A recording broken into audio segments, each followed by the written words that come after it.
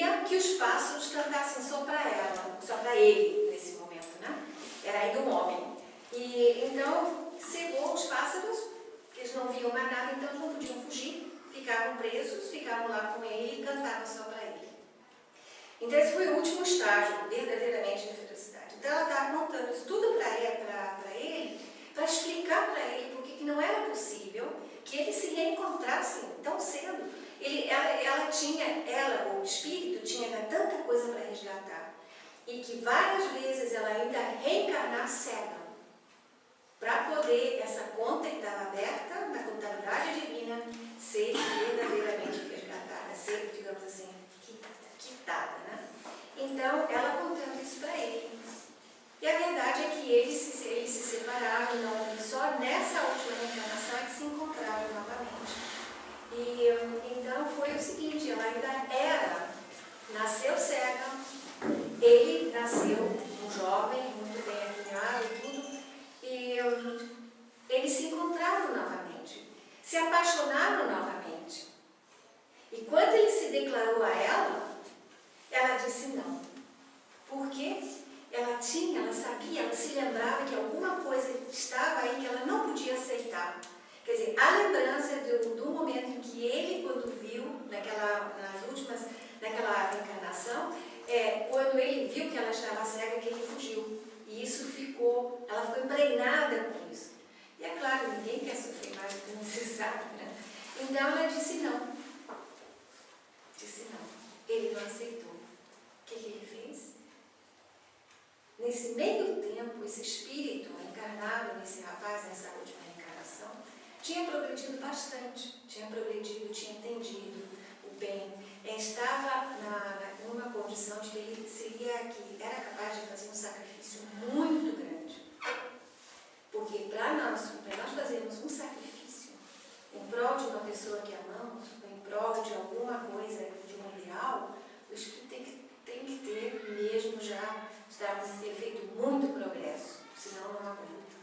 Esse rapaz, ele disse assim, bom, você é cega. Então, o que ele fez no dia seguinte? Ele é por isso que ela não aceitou, né? Ele não aceitou a declaração dele. Ele no dia seguinte foi para o campo, deitou ali de manhã cedo, ficou até o meio-dia de olhos arregalados olhando para o sol. Exatamente. Aí ele notou, era meio-dia, ele notou que tinha umas manchas assim que já não enxergava muito bem. No dia seguinte, ele repetiu a façanha. E daí ele estava cego, tinha ficado cego. Porque, claro, o sol, quando você olha para o sol tanto tempo, acaba queimando a retina. Aí ele chegou titubeando lá como cego no começo, né, sobretudo quando não tem aquela firmeza ainda, chegou perto dela e disse assim, eu agora também sou cego. Você me aceita agora? E ela aceitou. E eles casaram. E isso é uma história verdadeira que aconteceu no sul da Itália. Então, para mim, quando eu li essa história, foi assim, como que ilustrando a maneira, tem várias facetas, os erros que nós podemos fazer, as atitudes que nós assumimos, as opções que temos, por exemplo, no caso dele, poderia ter dito muito bem, eu amo essa moça, eu vou ficar ao lado dela, e o que acontece, e as consequências, porque a lei de causa e efeito, ela nunca vai ser aniquilada, ela vai estar sempre ali. Então, é isso que acontece. Ao mesmo tempo, a moça, aproveitando todas essas encarnações em que ela nasceu cega, praticamente como que resgatando todos esses momentos que o espírito fez tanta coisa ruim, foi feroz. Achei muito, uma coisa que me tocou muito, porque para uma pessoa chegar a esse ponto e dizer eu sou capaz de fazer esse sacrifício para ter o amor dessa pessoa, é muito incomum. Não é normal, quer dizer, não é normal no sentido de que não todos fazem. Nós podemos fazer muitos sacrifícios, mas fazer um sacrifício desse, de nos tornarmos cegos por causa de um amor de uma pessoa, é muito raro.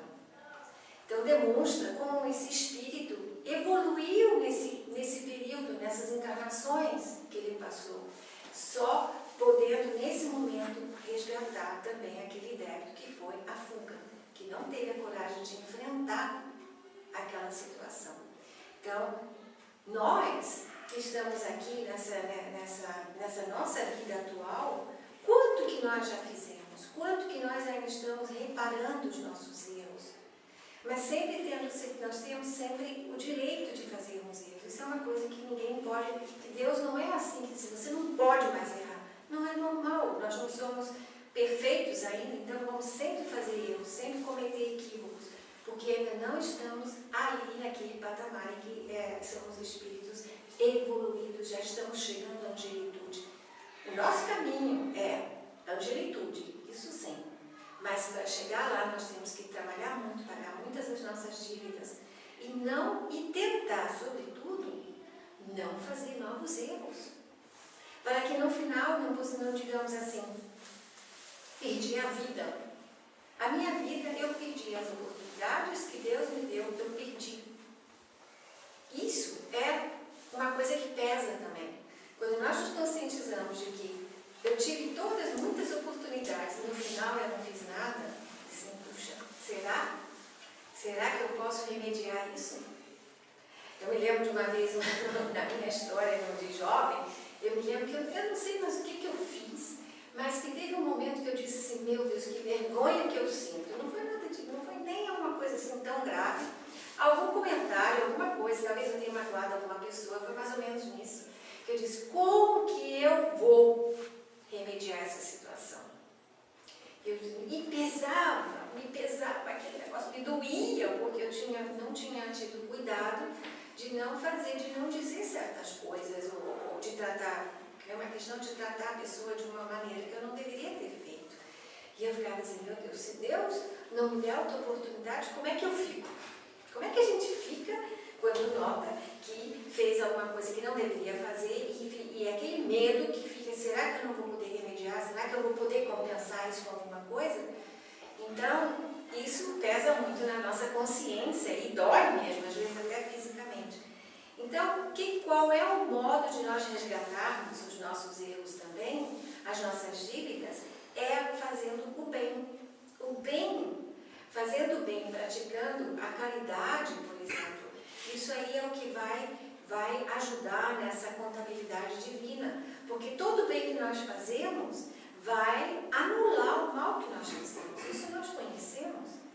E quanto mais amor nós pudermos sentir e viver esse amor, mais nós estamos nos dando a oportunidade de sermos melhor hoje do que amanhã. Isso nós conhecemos de Allan Kardec, né, que está escrito lá no documento dele.